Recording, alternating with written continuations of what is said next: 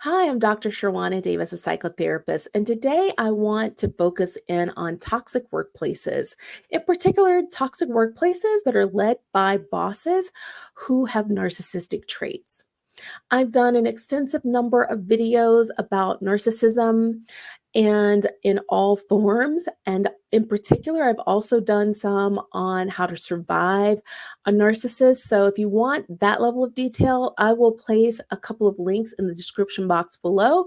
You can feel free to take a look at a couple of those.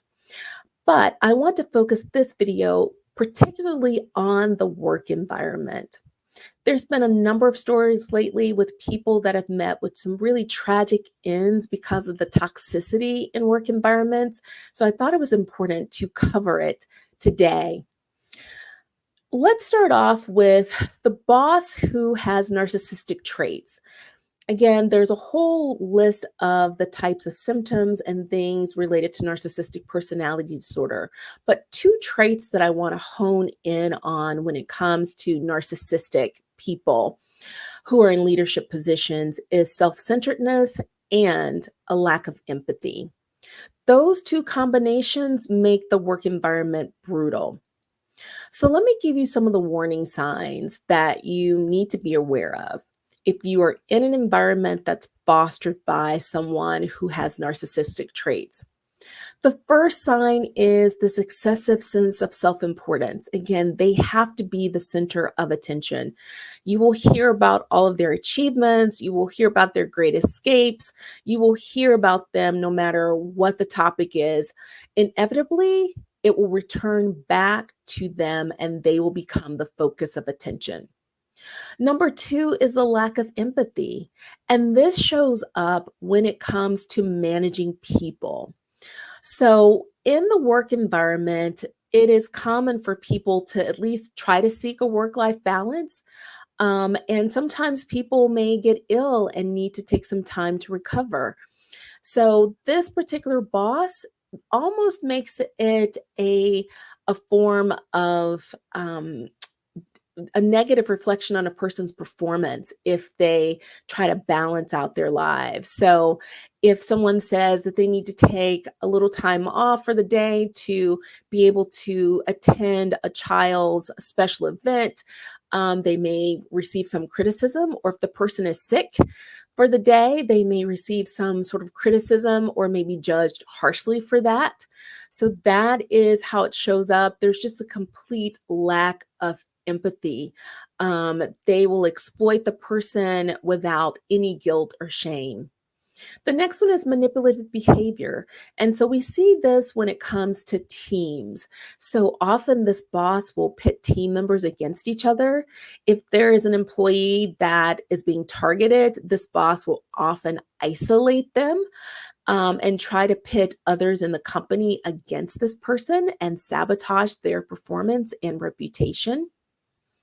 The next thing is, from a sign perspective, is this person has difficulty accepting criticism. Now, we know in any work environment, constructive criticism is important, right? That's how we learn and we grow. But this person has difficulty accepting any responsibility, any sort of criticism. This person takes it as a personal offense. And as a result of that, will view the person who is providing that criticism as an enemy and may do things to sabotage that person. So that's another warning sign.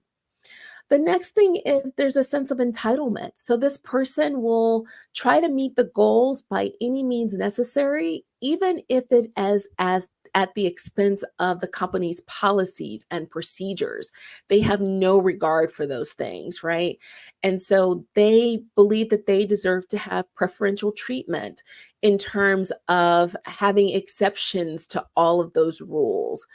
Because again, in their world, they're the center of attention and they're grandiose. And so that's how it shows up. There's also an exploitation of others. So this person may work people for extensive amount of hours without breaks or concern about their overall health or quality of life, and will not provide a lot of recognition when they do that. So there's a complete exploitation of other people that may be working for them. And there's the next thing is there's a difficulty with building relationships. So this person will try to really be nice in the beginning when they're trying to hire a person or to place a person in a position. But very quickly, that employee will learn that the person was really using them as a means to an end. And so, as a part of that exploitation, that difficulty with building relationship, it's quite common that this boss will again take credit for that employee's efforts or any positive outcome and will never share in any of the responsibility if there's a negative outcome. They will shift the blame or place the blame on any sort of negative outcomes that happen because in their minds, they want to always be perceived as someone who is on top of everything. So even if that is shifting blame onto others, they will do that.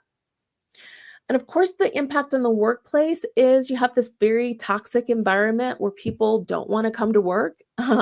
They may not give their best performance because they're just frankly emotionally and psychologically exhausted. So, what do you do if you find yourself in this sort of situation? Well, the first thing you want to do is you want to engage in self care. It's so important that you are taking care of yourself because it can physically, emotionally, psychologically be draining.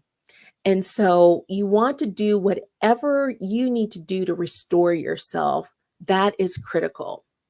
Seek support, right? And so it's important that you are around people that care about you.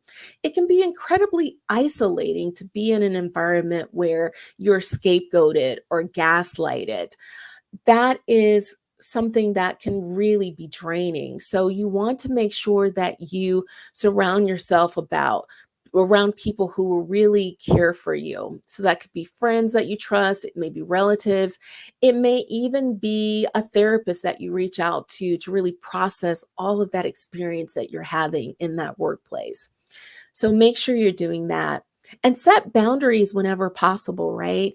Um, that's critical. And in some cases, the reason why in the short term that boss may be getting a lot of gains in terms of productivity, but in the long run, sometimes people make the decision that that workplace isn't something that they can cope with.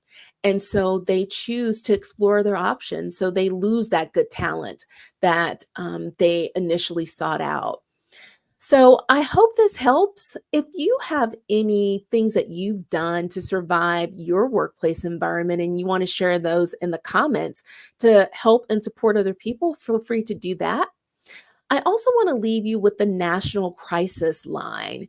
This is a national number that you can call and they staff it 24 hours a day, 7 days a week. So if you are in a toxic work environment and you feel like you're in crisis, reach out to them. They can help you navigate your crisis that you may be in. I hope you found this information helpful. Again, if you have some tips and suggestions you want to leave for others in the comments below, do that. And I wish you peace of mind. Take care of yourself.